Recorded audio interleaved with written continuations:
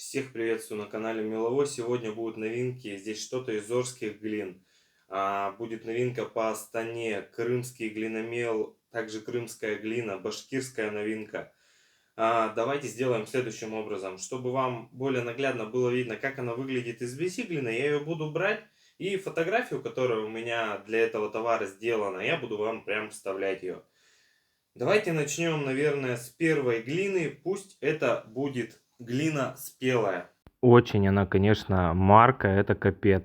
Вот так вот она выглядит. Так, по цвету она прям бордово-красная такая идет. Это глина, наверное, вот есть глины у меня в ассортименте, которые одни из самых-самых марких. Так вот эта глина один в один, просто вот ты раз проводишь и капец просто сразу, что происходит здесь. Давайте будем ее пробовать. Попробую, похрущу, ну и дам свое описание. Пробуем.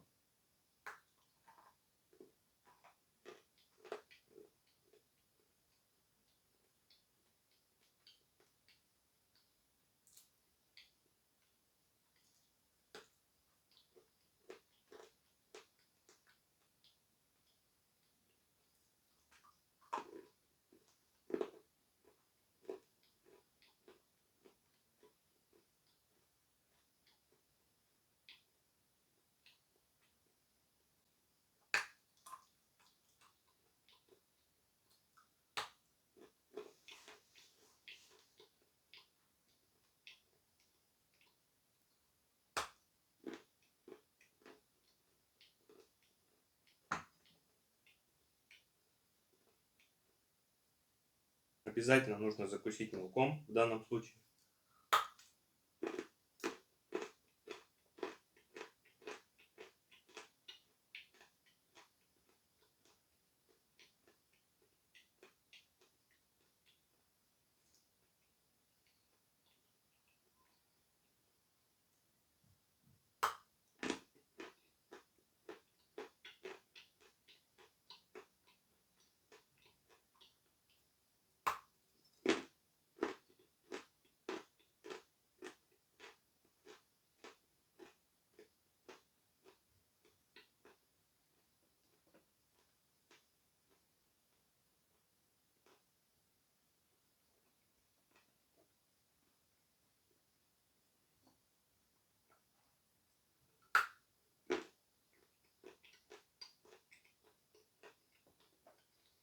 Сочетание с мелом у этой глины великолепное.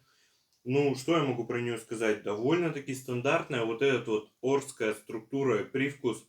Привкус немножко кирпичный, земельный, пыльное, довольно мощное такое послевкусие. Что бы еще хотелось добавить? Небольшая солинка прослеживается в этой глине. По структуре. Структура без песочности, по крайней мере, вот здесь я ее не ощущаю. Но она без сливочности абсолютно. То есть сливочность здесь отсутствует вообще совсем. Чем-то похоже на стандартные вот эти орские глины, наподобие кирпичика,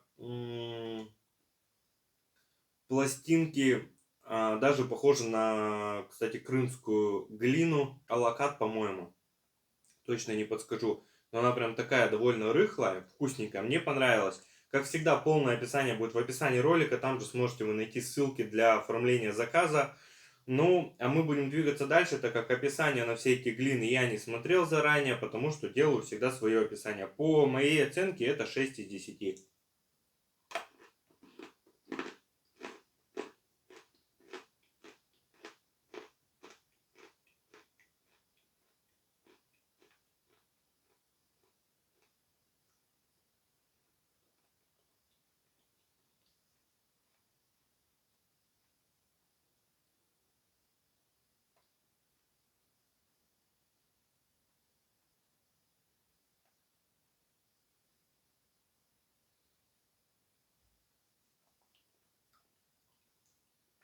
Так, перейдем к следующей глине. Следующая глинка у нас сармат.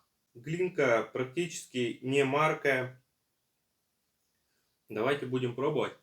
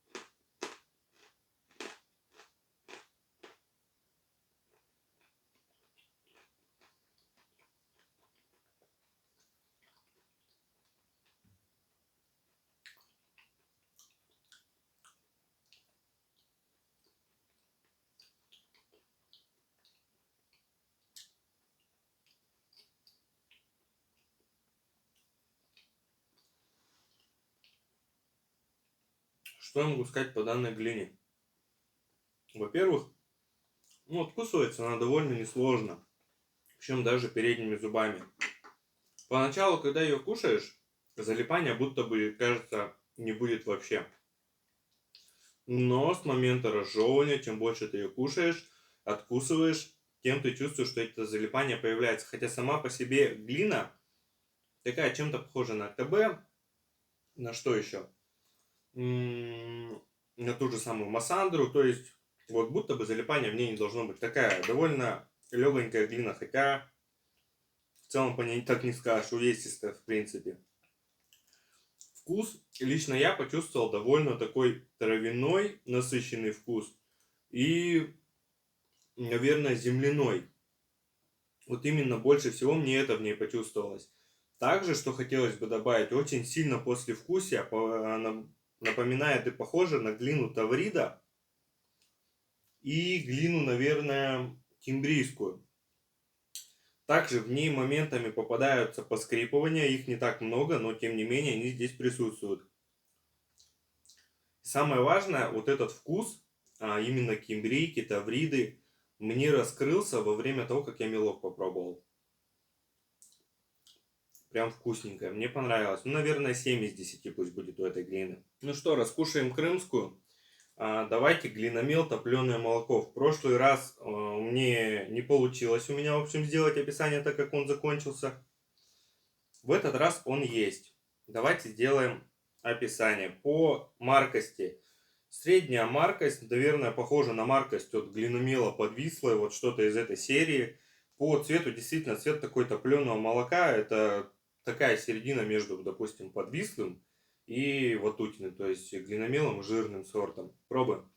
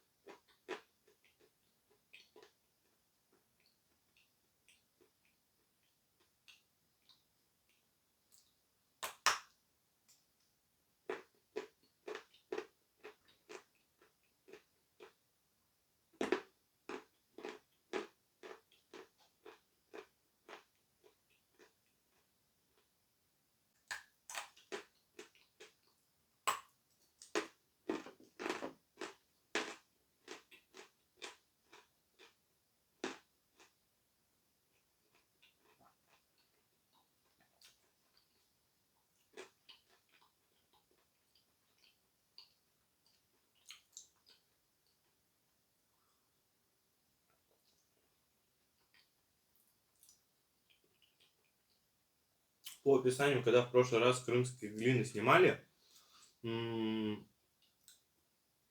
практически, если не все вообще сорта, с описанием поставщика и моим совпали идеально. Поэтому описание поставщика обязательно вставлю в описание ролика. Что сам могу сказать по этому сорту?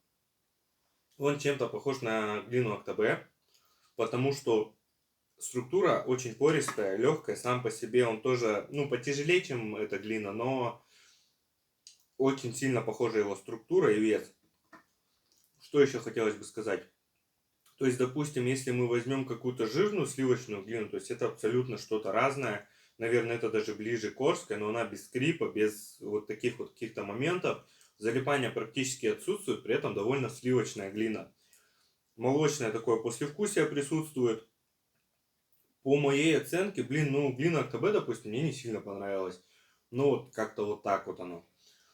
Так как я люблю больше уральское, что-то с мощным прям таким хрустом, но вообще по описанию поставщика и по запросам клиентов, очень многим это глина, а если быть точнее, это глиномел крымский, понравилось. В описании поставщика вообще написано «крымская находка». Поэтому, ребят, все, кто ждал, в ассортименте осталось не так много этого сорта. Хотя с учетом того, что эта поставка тоже поступила несколько месяцев назад. То есть, ну, он продавался, тем не менее, кто клиенты. И обычно вот новое что-то приходит, я это просто откладываю, никуда стараюсь не выкладывать, что вот это появилось в наличии. Иначе у меня потом этого не хватает на ролик, как в прошлый раз с этим глиномелом получилось. А на него было много запросов. И поэтому человек это спрашивает, а вот это-то у вас есть в ассортименте, просто у вас нет, не указано это нигде, ни в товарах, нигде. Я пишу, да, это есть в наличии, но в ограниченном количестве. В общем, по оценке в районе 8 из 10. В целом, вкус вот чем-то похож на то же самое вот это вот земляное послевкусие, кстати, от кимбрийской, сармата и, получается, тавриды. Но оно прям максимально заглушенное. И вот эта вот сливочность, она чуть-чуть совпадает, опять же, максимально заглушенная, потому что сам по себе сорт не сливочный идет. Но в целом интересный глиномел. Это была последняя новинка в плане крымских глин, поэтому переходим дальше. Ну что, перейдем к вот этой красоте. Новинкой в глинах Астана. Астана радужная. Вот это вот, конечно, гамма цветов. Опять же, кусочки здесь друг от друга не отличаются. Вот, допустим, давайте попробуем самый фиолетовый кусок. В принципе, глина Астана не нуждается в огромном каком-то описании, да, поэтому мы просто сравним этот сорт. Я отобрал здесь самые разные кусочки, от фиолетового до розового, также есть белые кусочки, есть кусочки, в которых сочетается и фиолетовый, и розовый, и белый. Мы попробуем все и посмотрим, чем она структурно друг от друга отличается пластами. Поехали, фиолетовый кусок.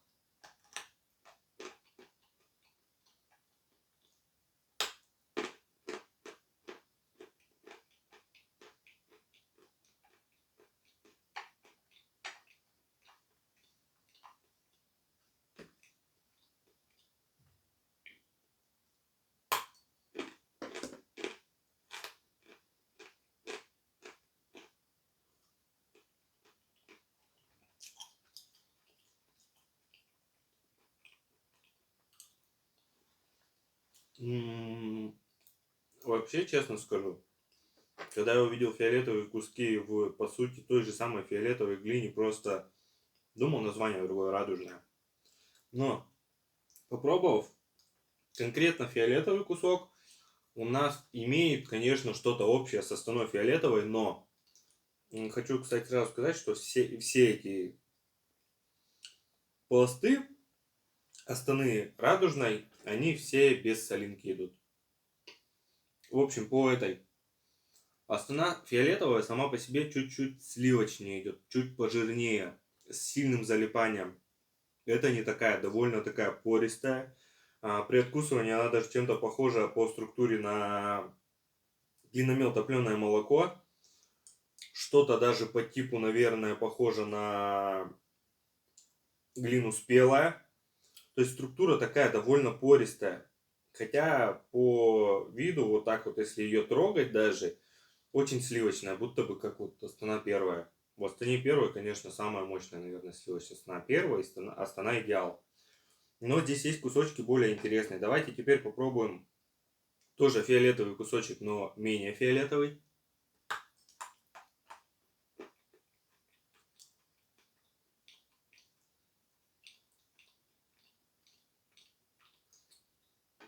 Полностью одинаковый с фиолетовым. Полностью розовый кусок.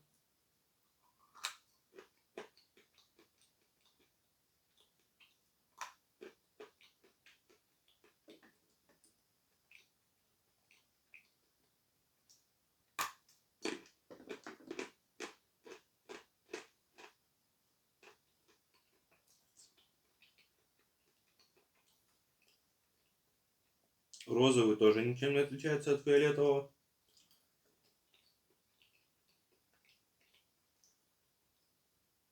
Попробуем смешанный. Прямо вот слоями идет фиолетовый, белый. Здесь даже красный оттенок есть и розовый.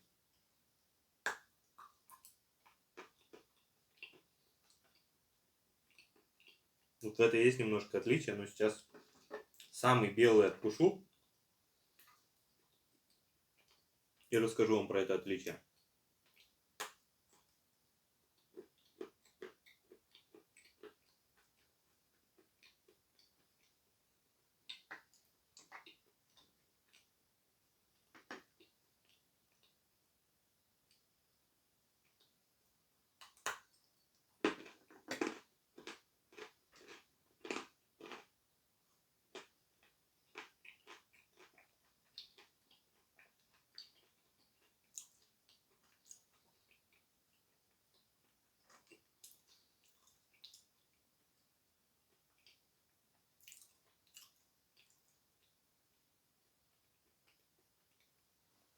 целом, если масса большая и много ее откусили, залипание все равно присутствует.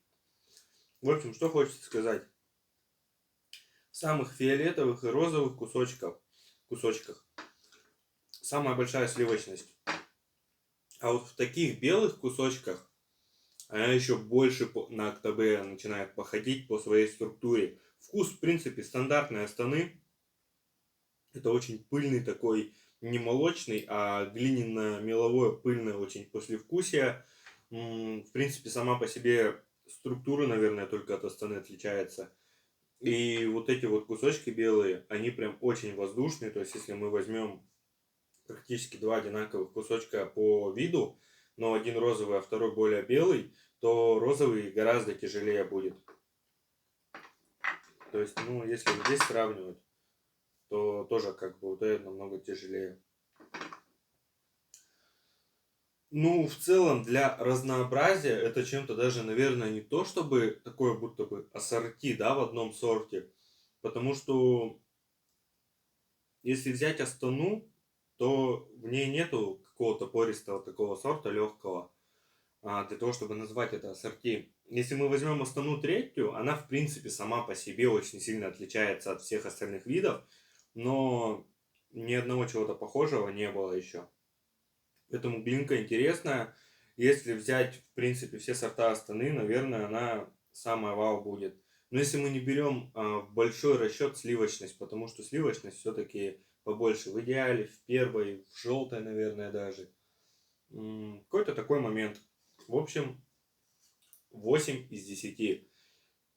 По цвету расцветка тут вау, видели, да, на фото? Цвет тут вообще 10 из 10 просто. Едем дальше.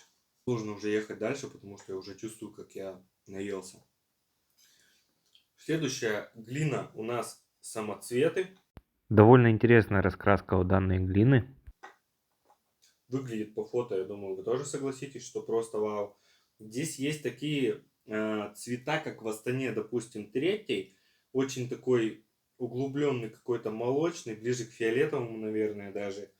В целом по цветам здесь фиолетовый, белый, желтый, красноватый.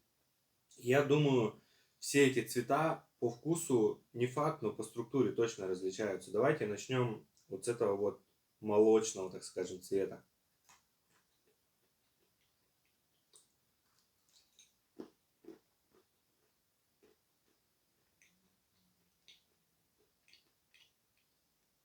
Мгм.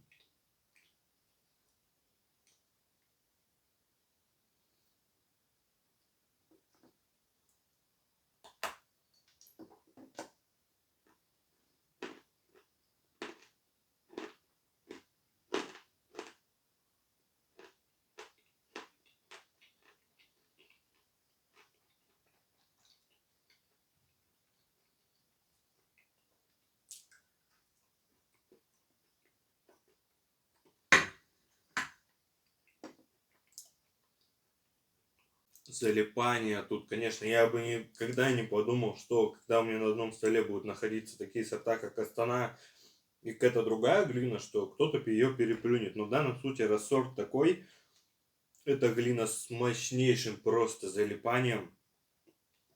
Она как сравнима с Астаной первой, так и с башкирскими глинами, такими как сливочная. Огромнейшее залипание, но это залипание заканчивается на фиолетовом цвете. Фиолетовый, он прям такой рассыпчатый идет. Скрипа как такового здесь я не почувствовал, но те немножко поскрипывают. Это, наверное, вот эти вот железистые желтые вкрапления. В общем, на желтом цвете, ой, на фиолетовом цвете ты откусываешь, она прям сыпаться начинает.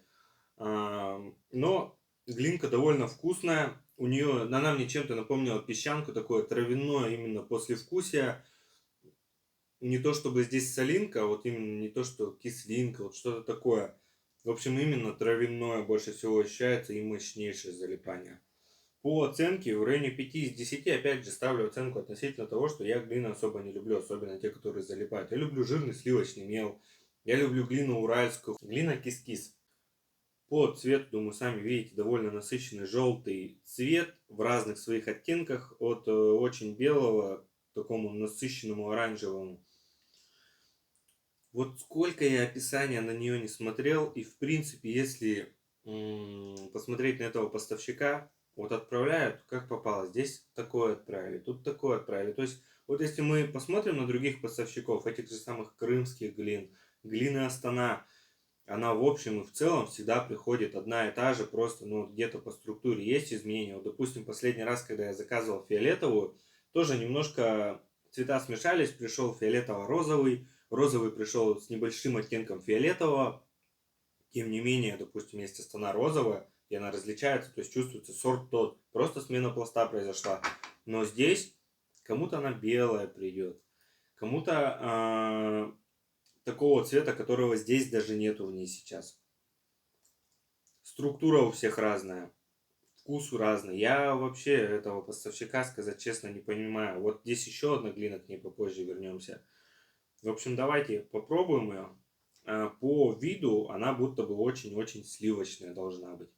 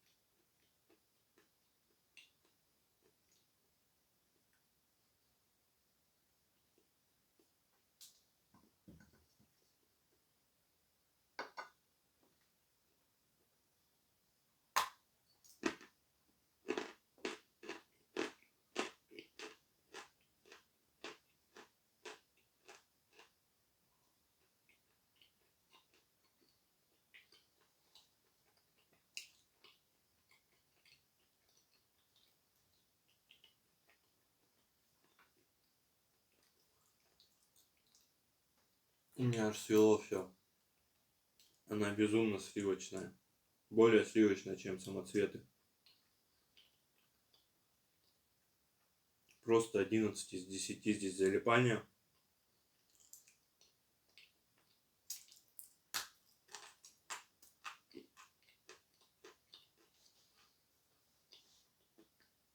Самое интересное, хруст, он держится почти до конца.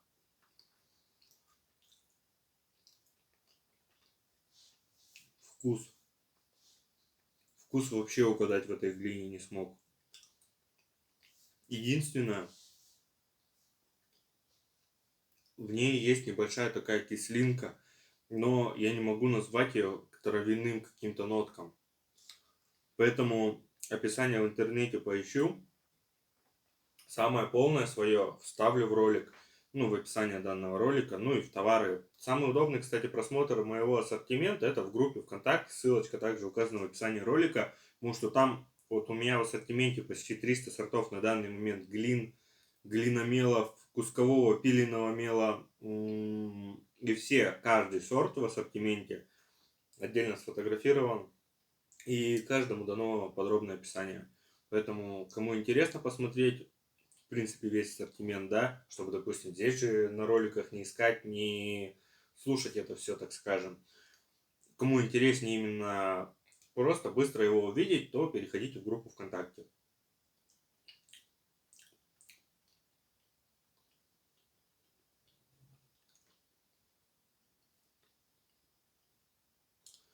Пыльное послевкусие здесь тоже немножко почувствовал, но здесь очень сложно почувствовать это сразу, потому что она вообще сразу же залипать начинает. Просто вот моментально. Даже самый маленький кусочек, такое чувство, будто ты пластилин откусил. Вот прям вот настолько.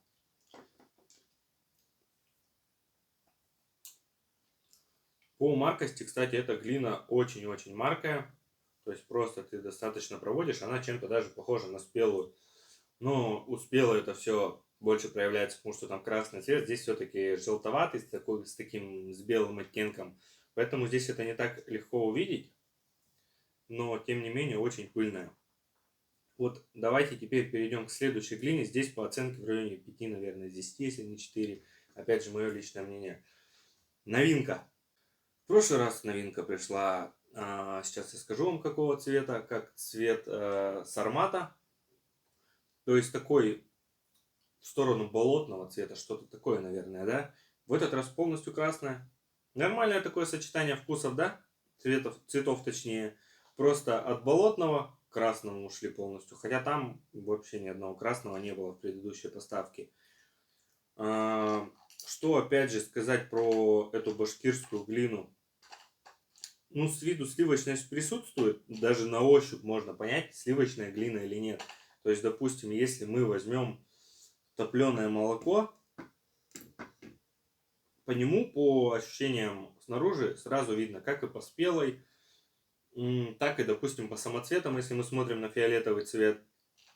Здесь есть ощущение, что она моментами идет со скрипом, потому что есть вот эти вот желтые вкрапления, но, думаю, будет залипание.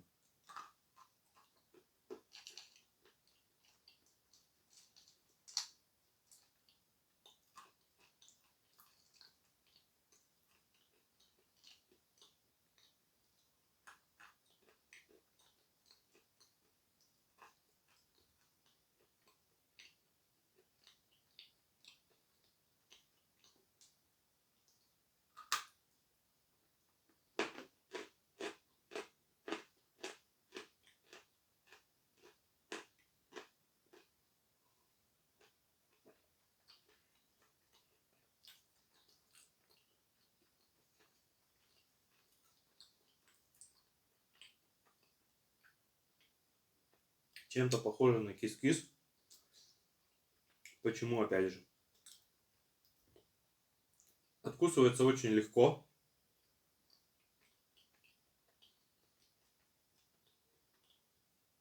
Но залипание уже не такое насыщенное.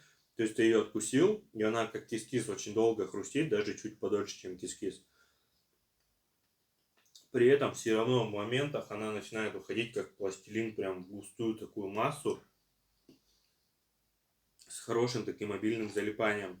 По маркости она практически вообще не марка идет.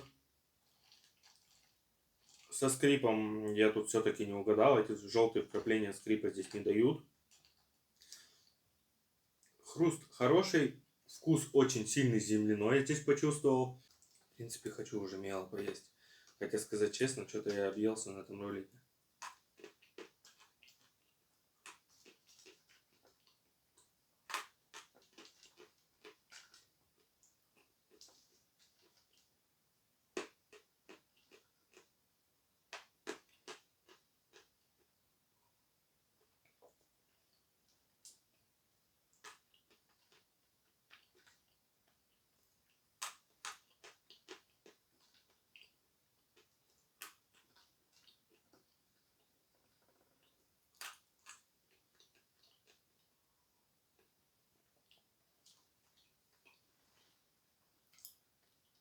Какой-то такой ролик получился.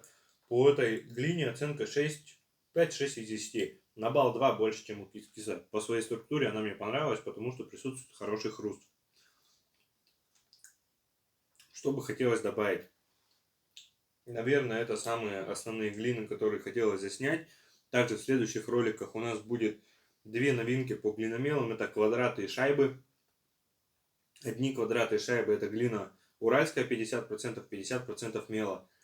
В принципе, вкусненькие по вкусу. Также я снимал уже с ними АСМР ролик, вы могли их видеть. И еще одни шайбы и квадраты состоят из большого ассорти глин и мела. 50 на 50 также процентов.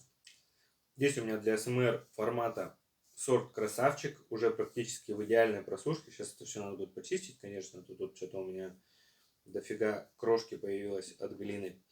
Еще что хотелось бы давать. Не забывайте, что у нас проходит розыгрыш 10 килограммов. Условия уже подводим завтра. Всех, кстати, с печальным окончанием лета и с хорошим, я надеюсь, началом 1 сентября поздравляю. Еще один важный момент. Такой плюсик, скажем, небольшой, да. Для тех людей, кто пользуется такси от Яндекса, в принципе, сервисом Яндекса, в описании вы найдете ссылку. При регистрации по этой ссылке вам будет бесплатный доступ на 2 месяца на Яндекс.Плюс. То есть это хорошие условия при заказе такси, вам будет хороший кэшбэк приходить, который можно писать в виде 100% на поездки тем же Яндексом. Поэтому кто пользуется часто Яндексом, рекомендую, я сам им довольно часто пользуюсь. Ну, в общем, самые основные моменты назвал. Объелся сегодня, капец, если быть честным.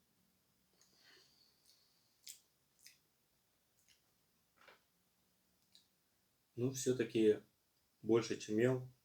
Я, наверное, здесь ничего больше не полюблю. Вот больше, чем кусковой жирный мел, я люблю только пиленый жирный мел.